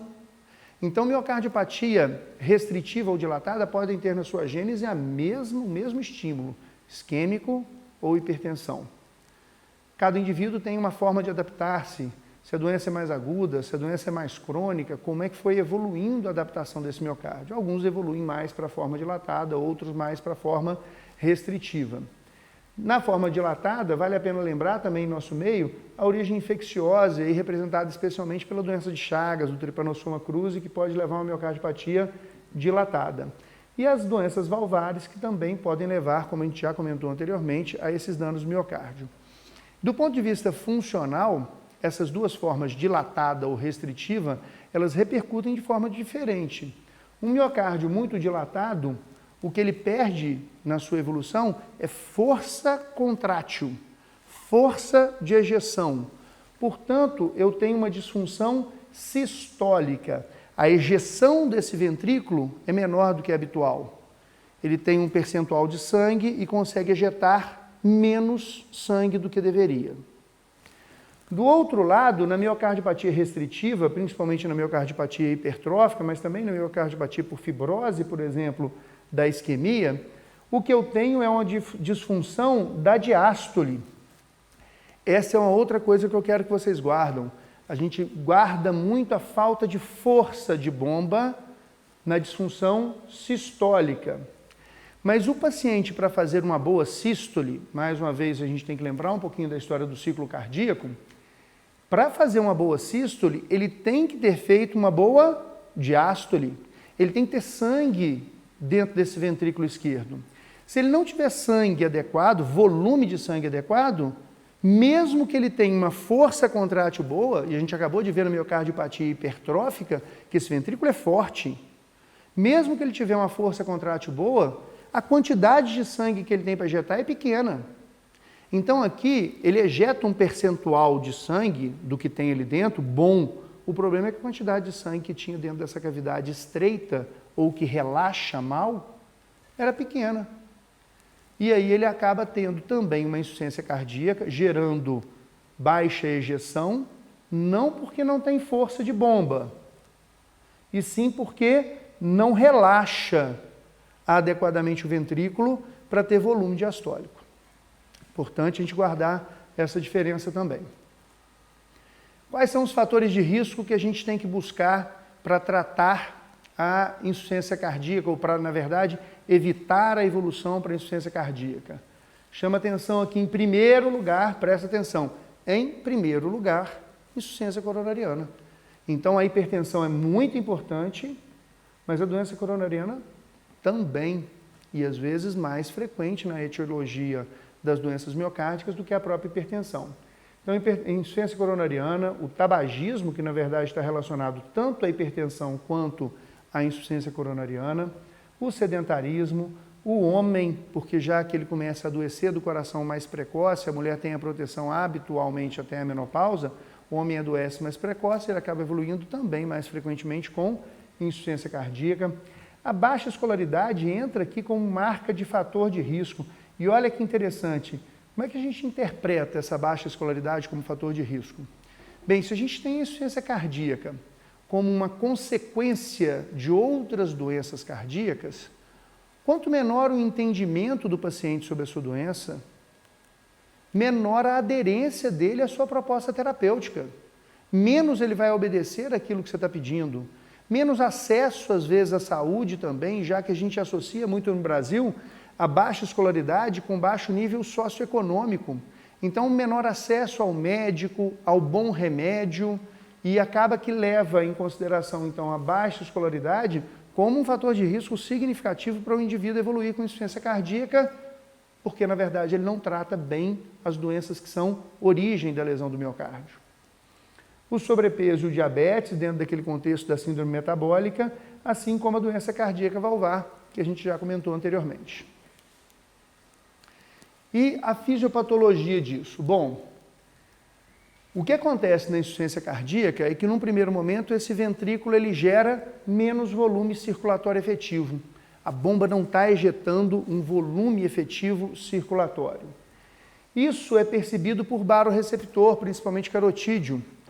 E nos baroreceptores, eu vou então fazer um estímulo simpático que vai fazer com que o coração aumente o seu inotropismo, a sua força de contração, aumenta também a pressão venosa e com isso melhora o retorno venoso e a pré-carga, chega mais sangue para o ventrículo e aumenta a resistência vascular periférica, aumentando a pós-carga para que esse ventrículo ejete com maior pressão, já que com mais resistência eu faço mais pressão sanguínea.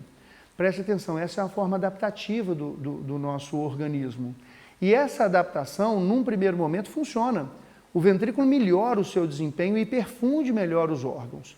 Só que essa adaptação acaba fazendo com que o meu trabalho cardíaco aumente. E o meu coração, apesar de melhorar nessa fase adaptativa, com esse aumento do trabalho, com o passar do tempo, isso só piora a tendência de falência. E a gente vai ver, o objetivo da aula não é falar de terapêutica, mas a gente vai ver que hoje o tratamento da insuficiência cardíaca vem justamente de encontro a eliminar essa supercompensação, essa tentativa do organismo de melhorar por si. Então, uma das drogas que a gente usa na insuficiência cardíaca é beta-bloqueador simpático. Por que eu uso beta-bloqueador? Justamente para limitar esse hiperestímulo simpático que esses indivíduos habitualmente têm. A outra forma de compensar, que também num primeiro momento funciona, é pela diminuição do volume circulatório efetivo. O rim percebe, poxa, está chegando menos fluxo sanguíneo para a perfusão renal. O que eu vou fazer? Retenção de água. Com a diminuição da perfusão do glomérulo, eu diminuo a filtração glomerular, ativo o sistema renina-angiotensina-aldosterona e começo a reter mais sal. Também pela aldosterona, eu aumento vasoconstrição e aumento a pressão desse indivíduo. Estimula a produção do antidiurético, que mais uma vez retém mais líquido. Com tudo isso, esse paciente, por um período, melhora a perfusão dos tecidos periféricos. Fantástico? Fantástico até ele descompensar, porque eu começo a reter tanto líquido que eu evoluo com edemas. E aí a gente passa a ter um outro sinal de complicação da insuficiência cardíaca. Então, nesse cenário da fisiologia, o que a gente tem é um indivíduo que num primeiro momento tem uma insuficiência cardíaca, ele já tem um miocárdio ruim, mas ele consegue se compensar. O organismo dele se adapta, estimula um pouquinho o simpático, ajusta um pouquinho o rim, e ele mantém, apesar de um ventrículo doente, ele mantém uma boa perfusão de órgãos e tecidos. Só que com o passar do tempo, esse cenário evolui para descompensação justamente porque ele extrapola essas tentativas de adequação. Então eu tenho ativação simpática e de sistema renina-angiotensina-aldosterona, diminuição de perfusão renal e diminuição de perfusão sistêmica, que acaba fazendo uma ativação ainda maior simpática do sistema renina-angiotensina-aldosterona. E isso vira um ciclo vicioso ruim. Para completar, eu aumento retenção progressiva de sal e água e acabo progredindo com edema e congestão, que são os sinais mais importantes da insuficiência cardíaca. Então, num primeiro momento, essa adequação da fisiologia é bacana, mas o organismo sofre e não consegue sustentar essa melhora. Na insuficiência cardíaca esquerda, o que eu vou ter então como repercussão são dois cenários. Eu retenho líquido nos pulmões, já que a passagem do sangue do pulmão para átrio e ventrículo esquerdo está difícil, porque esse ventrículo não está ejetando adequadamente. Eu retenho líquido no pulmão que não consegue chegar ao ventrículo esquerdo, isso leva à congestão pulmonar, e o ventrículo esquerdo não ejetando bem, ele faz déficit de perfusão sistêmica. Na insuficiência cardíaca direita, a retenção a montante é retenção de líquido na circulação venosa sistêmica, levando a um edema sistêmico. E secundariamente, eu já falei isso antes quando a gente estava falando do infarto do ventrículo direito, como o ventrículo direito não ejeta bem, ele não faz pré-carga para o ventrículo esquerdo. E com isso o ventrículo esquerdo ejeta mal para a circulação sistêmica também. Na história desses pacientes, o paciente que tem insuficiência do ventrículo esquerdo, insuficiência cardíaca esquerda, quais são os sintomas que vão trazer esse paciente? Eu vou dividir os sintomas em sintoma de baixo débito sistêmico e os sintomas relacionados ao acúmulo de sangue no território pulmonar. Sintoma de baixo débito sistêmico, a gente tem fadiga e astenia por um tecido mal perfundido na sua periferia, irritabilidade e confusão mental por falha de perfusão adequada do sistema nervoso central, extremidade fria e sudorese profusa na periferia por falta de irrigação também de tecido periférico, assim como a palidez. Eu tendo a ter o edema periférico na insuficiência do ventrículo esquerdo, a gente já discutiu isso na aula de edema. Esse edema periférico da insuficiência cardíaca esquerda, ele está relacionado a pouca perfusão renal com ativação de renina, angiotensina, aldosterona e retenção de sal e água. E eu acabo fazendo aumento de pressão hidrostática intravascular e edema periférico. O edema da insuficiência cardíaca esquerda, ele existe, mas ele tende a ser menor. A gente vai falar mais de edema exuberante quando eu tiver insuficiência cardíaca congestiva, esquerda mais direita, ou mesmo na direita isolada. Esse indivíduo, como durante o dia ele tem baixa perfusão renal, ele tem oligúria, mas ele tem aquela clássica tendência à nictúria, já que de noite, quando ele bota a perna para cima e reabsorve o seu edema periférico de membro inferior, esse líquido que ficou retido na perna, ele volta para a circulação sanguínea, ventrículo direito, ventrículo esquerdo, e eu tenho um aumento da perfusão renal durante a noite, pela reabsorção desse líquido do edema. Com isso, o indivíduo faz mais diurese noturna, nictúria ou noctúria. Sintoma do ventrículo esquerdo relacionado ao acúmulo de sangue e a montante. Então, eu tenho aumento de pressão no átrio esquerdo, que faz um aumento de pressão no capilar pulmonar. Se eu aumento pressão hidrostática no capilar pulmonar, eu vou gerar congestão, acúmulo de líquido, que leva a uma dispneia progressiva, principalmente aos esforços, mas pode progredir com dispneia de repouso, fazendo com que o indivíduo tenha ortopneia, dispneia paroxística noturna e aquela percepção de asma cardíaca. Já tratamos também desse tema na aula de dispneia. Ele pode ter tosse seca pela congestão pulmonar e estímulo de receptores de tosse, assim como se gera uma congestão com edema maior e infiltração de líquido nos alvéolos, a tosse com presença de sangue dos hemoptoicos.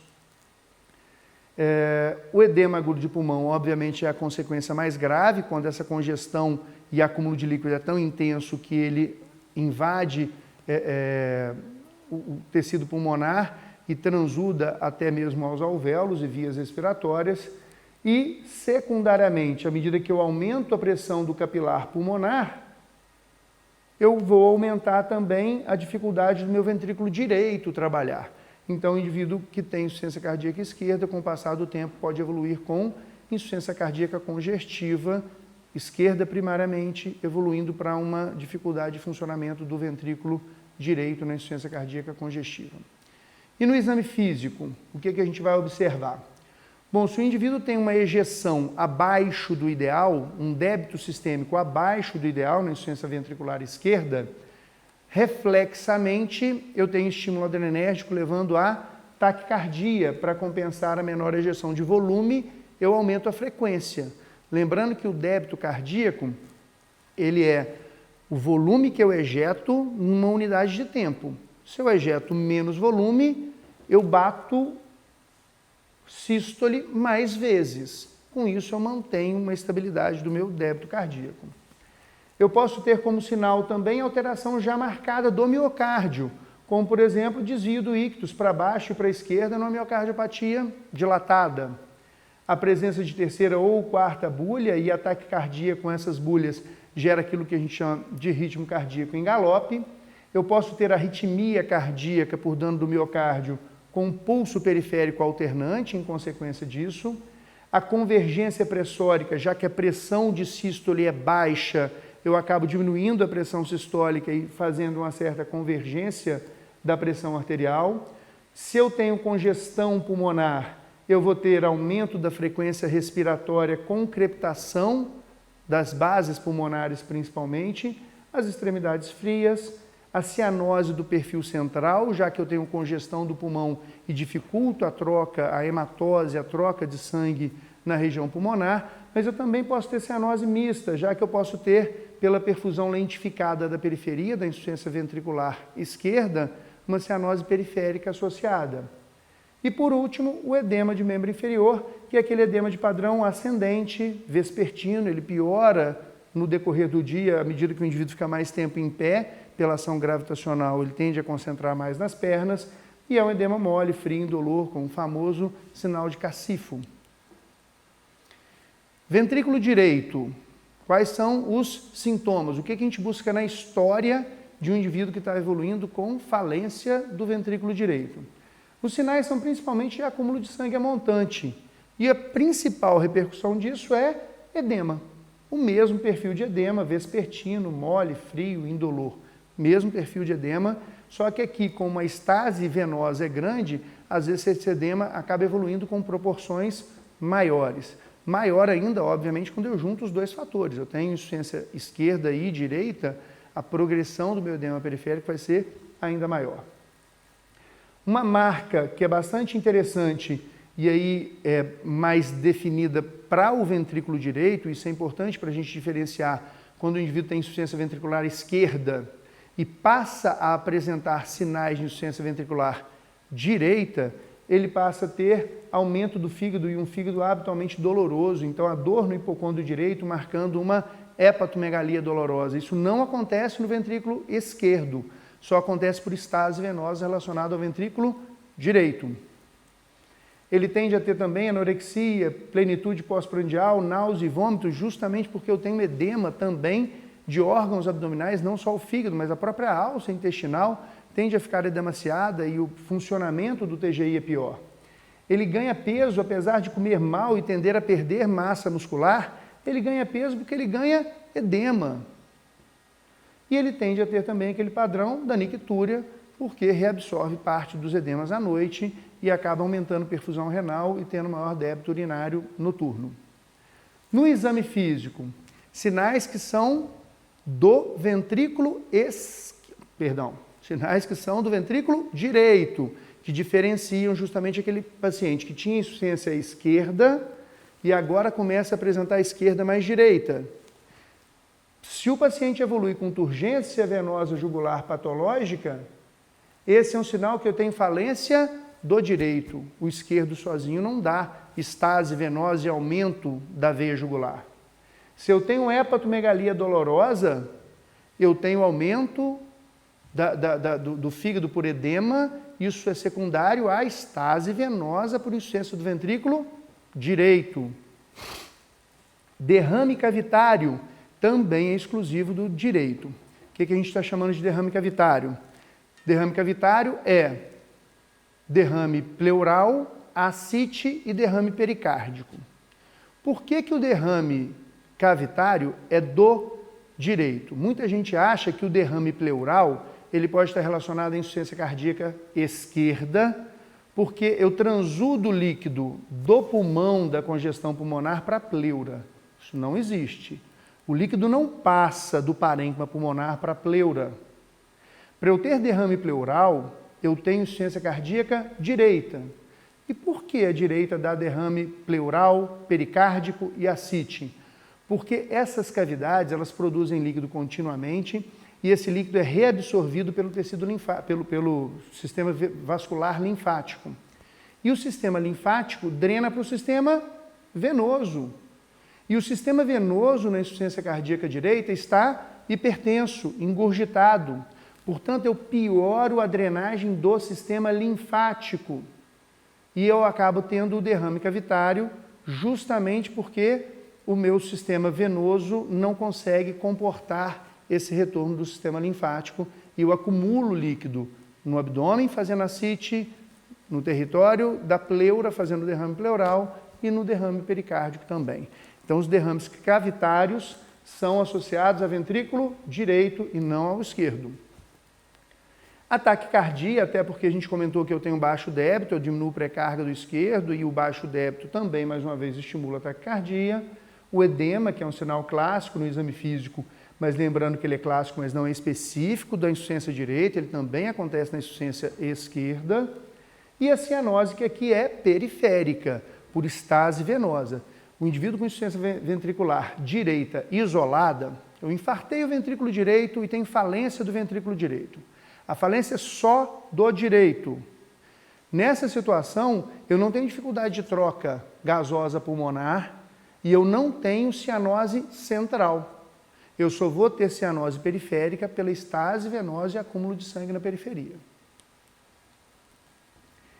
Para finalizar, sempre que a gente está avaliando o paciente com insuficiência cardíaca, é muito importante a gente entender por que esse paciente passou a apresentar sintoma, ou seja, por que ele descompensou. Principalmente naquele paciente que já tem o diagnóstico, que a gente já conhece ser portador de insuficiência cardíaca. Por que ele descompensou e passou a tornar-se, nesse momento, sintomático? Não basta eu fazer o diagnóstico de insuficiência cardíaca, eu tenho que saber por que esse paciente descompensou. E ele descompensa muitas vezes porque ele piora a própria doença de base. Por exemplo, ele é um paciente coronariopato que fez uma nova área de isquemia e obviamente eu perdi músculo e eu piorei o meu dano muscular. Eu sou um hipertenso que fiz uma crise hipertensiva. Com isso eu piorei o desempenho cardíaco, aumentei o trabalho cardíaco, piorei o desempenho dele e agudamente fiz uma congestão pulmonar. Eu posso fazer um edema agudo num paciente que tem uma insuficiência cardíaca leve, pouco exuberante, assintomática, mas mesmo essa insuficiência cardíaca leve, diante de um indivíduo que faz uma crise hipertensiva grave, ele pode fazer edema agudo de pulmão, que a gente imagina que é uma situação tardia na insuficiência cardíaca. Presta atenção, se ele descompensa agudamente, mesmo um cara que tem pouca lesão do miocárdio, ele pode fazer uma repercussão funcional grave aguda, ou por isquemia, ou por crise hipertensiva, ou, por exemplo, porque evoluiu com arritmia cardíaca. Em todas essas situações, eu posso descompensar agudamente um indivíduo que estava óligo ou assintomático.